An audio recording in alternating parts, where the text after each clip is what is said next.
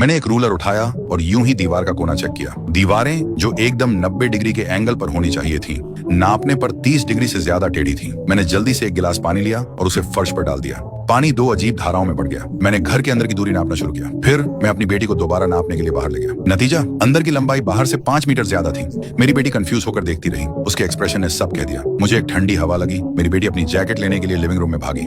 जैसे ही उसने दरवाजा खोला और बाहर निकली, वो गायब हो गई। पहले तो मुझे लगा कि वह बस लुका छिपी खेल रही है, लेकिन जब मैंने कमरा चेक किया तो सिर्फ उसकी जैकेट ही बची थी। मैंने घर में ढूंढना शुरू किया, हर कमरा, हर कोना, लेकिन मैंने जहां भी देखा वो मुझे नहीं मिली। मुझे अभी तक पता नहीं था, लेकिन वो पहले ही एक अजीब टेढ़ी मेढ़ी जगह में घुस चुकी थी। वह अपनी गुड़िया पकड़े हुए ठंडे कम रोशनी वाले हॉलवे से गुजर रही थी।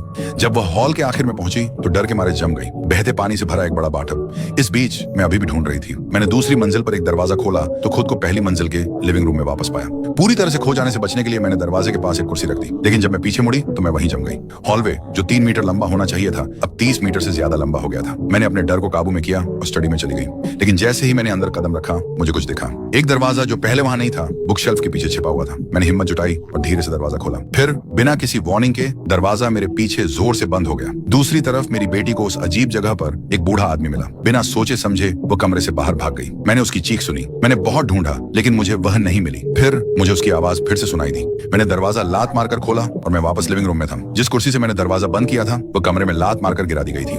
बेचैनी में मैं मदद के लिए शहर के सुपरमार्केट के मालिक के पास गया। मैंने उससे एक कार उधार मांगी, लेकिन उसके जवाब ने मेरा खून जमा दिया। उसने कहा कि मैं कभी नहीं जाऊंगा। फिर उसने मुझे एक डरावनी कहानी सुनाई। सालों पहले ये घर एक चर्च हुआ करता था, एक चर्च जो पापियों की आत्माओं को इकट्ठा करता था। जब चर्च को तोड़ दिया गया तो उसकी जगह घर बनाया गया। ये कभी नहीं जा सकता। मैंने जल्दी से सामान पैक किया, अपनी बेटी के साथ जाने का पक्का इरादा किया। लेकिन जैसे ही हम बाहर निकले, घर में एक काली परछाई दिखाई दी। मैं डर से पीछा नहीं छोड़ा सका और हम भागने लगे।